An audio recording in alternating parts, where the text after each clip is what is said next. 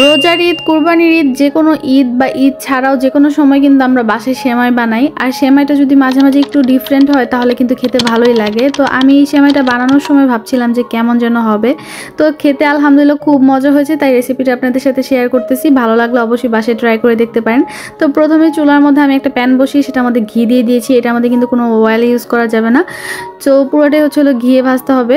তো সেমাইটাকে আমি প্রথমে সুন্দর করে ঘিয়ে ভেজে নিব। অনেকক্ষণ সময় ধরে একদম লো আছে আস্তে আস্তে করে সেমাইটাকে ভাজতে হবে। তো সেমাইটা ভাজতে ভাজতে ভাজতে ভাজতে যখন একটু ব্রাউনিশ কালার হয়ে আসবে তখন এখানে আমি হলো গুঁড়া দুধ, চিনি আর হলো ধাপে ধাপে নারিকেল দিব একটু একটু করে। তো এভাবে করে দিয়ে ভালোভাবে ভেজে তারপর আপনি আপনার ইচ্ছা মতো ড্রাই ফ্রুটস ইউজ করতে পারেন। এটা কিন্তু লাচ্ছা সেমাই।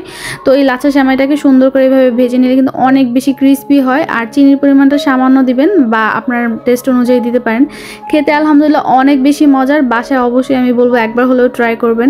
আর যেহেতু কুরবানির ঈদ মাত্রই গতকালকে গেল, তো বাসায় আপনি যে কোনো সময় এটা ট্রাই করতে পারেন, বানাতে পারেন, বা আপনার বাসায় মেহমান আসলে ঝটপট এই রান্নাটা করে ফেলতে পারেন। সেমাই যেহেতু আমরা ভিজিয়ে রাখলে অনেকটা টাইম লাগে আর ঠান্ডা হওয়ার পর খেতে হয়, সেই দিক থেকে এটা কিন্তু খুবই ইজি, খেতে অনেক বেশি ক্রিস্পি, খেতেও বাচ্চারাও অনেক বেশি লাইক করবে আমি মনে করি। তো আমার বাচ্চারা তো খুবই পছন্দ করেছে, যখন একটু ভাজা ভাজা হয়েছে তখন খেতে আরও বেশি ভালো লাগছে।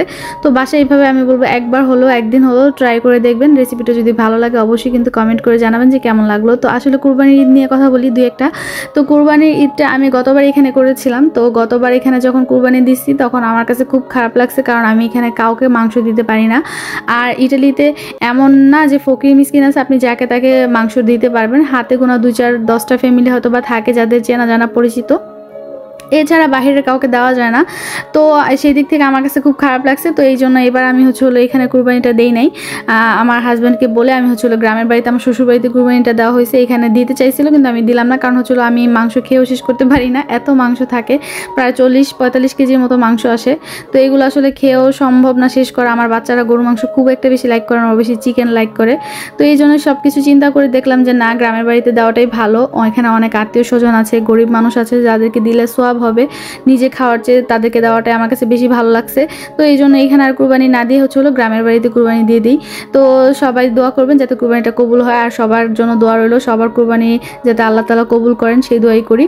তো এই তো কথা বলতে বলতে কিন্তু আমার ভাজা হয়ে গেছে। এখন এখানে আপনি যে কোনো ড্রাই ফ্রুট আপনি যেভাবে ইচ্ছা সেভাবে যতগুলো ইচ্ছে ততগুলো দিতে পারেন। আপনি চাইলে এখানেও ইউজ করতে পারেন। আমি এখানে ইউজ করলাম না, কারণ হলো আমার বাচ্চারা আবার ড্রাই ফ্রুট বেশি একটা লাইক করে না। তো আমি আমার জন্য যেটা সার্ভ করব সেখানে হলো ড্রাই ফ্রুট বেশি করে দিব। আর ওদেরকে আমি এইভাবেই দিছি, ওরা অনেক বেশি পছন্দ করছে। তো বাসায় আমি বলবো একদিন হলেও ট্রাই করবেন। সবাই ভালো থাকবেন। আল্লাহ হাফেজ, আসসালামু আলাইকুম। দেখা হবে ইনশাআল্লাহ নেক্সট কোনো ভিডিওতে। সেই পর্যন্ত সবাই সুস্থ থাকবেন।